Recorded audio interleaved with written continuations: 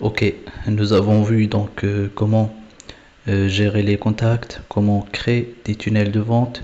On va maintenant voir les emails parce que l'email marketing est le moyen par excellence de faire plus de chiffres. Donc, email. Donc, la première utilisation d'email est de créer une newsletter. Excusez-moi la prononciation qui est complètement à l'ouest. Donc en fait, la newsletter, c'est un email qu'on va envoyer en fait manuellement. On peut également le planifier. Pour le titre, en fait, il faut toujours jouer sur la curiosité donc des gens. Par exemple, je pourrais très bien mettre la méthode manager. Donc c'est juste un exemple. La méthode manager pour réussir sa formation. C'est le fameux bénéfice plus la curiosité. Donc en fait, ici, réussir sa formation de coaching, par exemple, c'est un bénéfice. Et la méthode manager, qu'est-ce que c'est? On ne sait pas, il faut cliquer pour voir. Voilà. Donc ici, pour le nom d'expéditeur, vous mettez votre nom. Ici, on a le choix, soit utiliser l'éditeur visuel, ici, soit utiliser l'éditeur classique. Donc moi, si par exemple je prends le visuel, on a le choix entre ces deux-là. Maintenant, je vais prendre celui-là.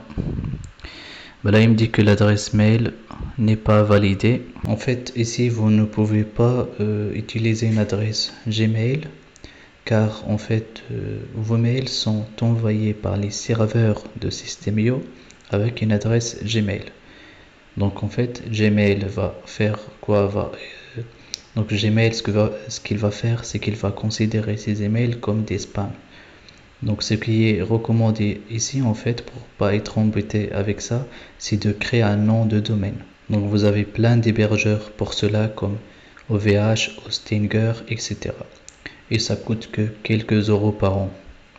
Mais au moins, en fait, vous aurez une adresse professionnelle et en ayant en fait votre nom de domaine, vous avez aussi une certaine crédibilité professionnelle. Donc pour remédier à ce problème, donc il faut y aller dans les paramètres.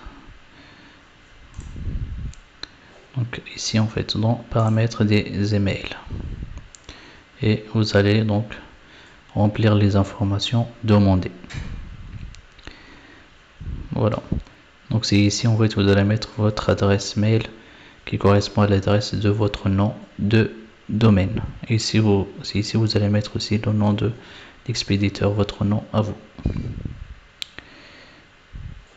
Ici en fait pour la désinscription, vous pouvez laisser ça ou vous pouvez modifier, mettre un message, enfin je sais pas moi, si vous voulez mettre une phrase à la place de désinscription. Par exemple, je souhaite ne plus recevoir vos messages, ou je souhaite ne, je sais pas. Désinscription, c'est pas mal. Et ici, c'est pour changer de langue. Voilà, et une fois que c'est fait, vous enregistrez. Donc, on va revenir donc dans nos emails. Donc, une fois que vous avez un nom de domaine, vous pouvez choisir soit un éditeur. Okay. Vous pouvez choisir soit un éditeur classique, soit un éditeur visuel ici. Donc, moi, je peux par exemple prendre, on va dire, l'éditeur classique.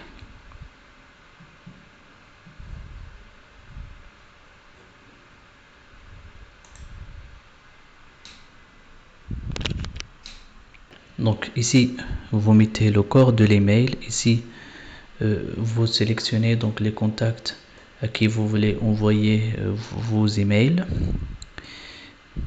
Ici, vous pouvez avoir un filtre. Par exemple, si vous avez une séquence automatique que vous envoyez aux nouveaux inscrits et que vous ne voulez pas envoyer aux gens qui sont encore dans cette séquence automatique ces emails, Ben, vous pouvez filtrer, vous pouvez par exemple envoyer uniquement aux gens qui sont inscrits depuis plus de 10 jours.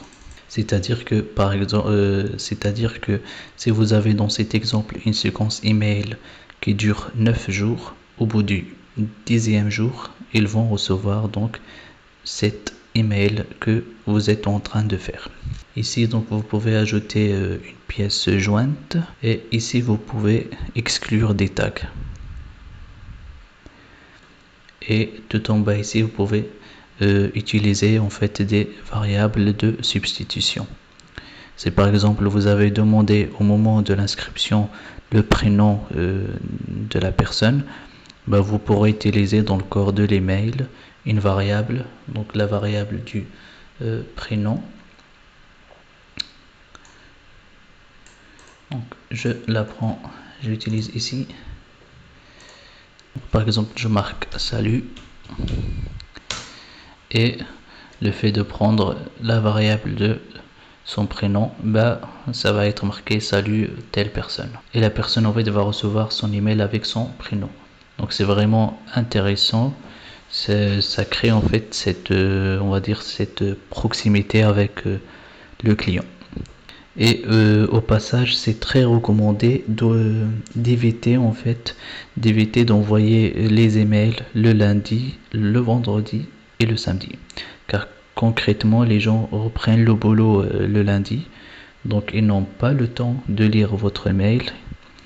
Et au contraire, le vendredi et le samedi, ils sortent et ne sont pas forcément chez eux devant leurs écrans. Et ici, vous avez donc les campagnes. Donc si par exemple vous voulez que quelqu'un qui s'inscrit sur votre liste email reçoive automatiquement des informations, des conseils, une campagne, on va l'appeler par exemple 5 idées de business en ligne. On va l'enregistrer et voilà. Et à partir de là, en cliquant en fait sur cette campagne, on peut mettre en place des étapes. Donc en fait, ça va être une séquence d'emails que le client va recevoir. Donc, admettons, je prends ce modèle-là, je fais créer. Donc ici, pareil, je mets le sujet. Admettons que j'ai promis à mon client que je vais lui donner 5 idées de business en ligne.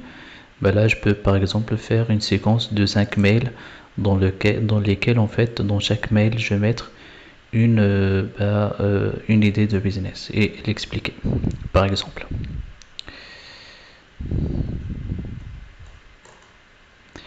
Donc ça c'est en fait un template donc de mail. Donc moi je suis pas très fan de ça et là je vais utiliser l'éditeur classique. Je trouve que c'est mieux.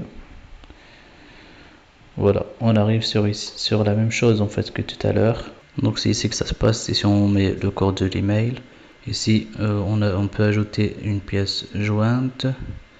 Et ici on a 3 choix, soit on enregistre et on envoie un email pour faire un test, soit on sauvegarde pour éventuellement l'envoyer plus tard, soit on enregistre et on publie. Voilà.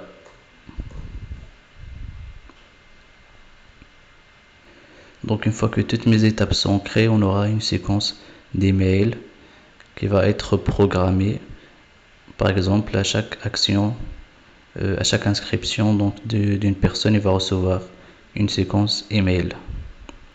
Et c'est ici en fait qu'on voit les statistiques des emails. Donc on peut savoir combien d'emails ont été envoyés, combien ont été ouverts, etc. Ceux qui ont été marqués en spam, c'est très intéressant. Ainsi de suite. En résumé, vous pouvez soit envoyer des newsletters que vous faites manuellement une fois et que vous pouvez dupliquer pour les renvoyer quelques mois plus tard. Et ici, vous avez accès à des statistiques détaillées sur quelles sont les personnes qui ont ouvert l'email, quelles sont les personnes qui ont cliqué sur l'email, etc. Quelles sont aussi les personnes qui ont cliqué sur spam. Et ici, vous pouvez amener donc votre prospect à suivre en fait un cheminement à travers les différentes séquences email, comme on l'a vu tout à l'heure. Voilà pour cette partie sur l'email marketing.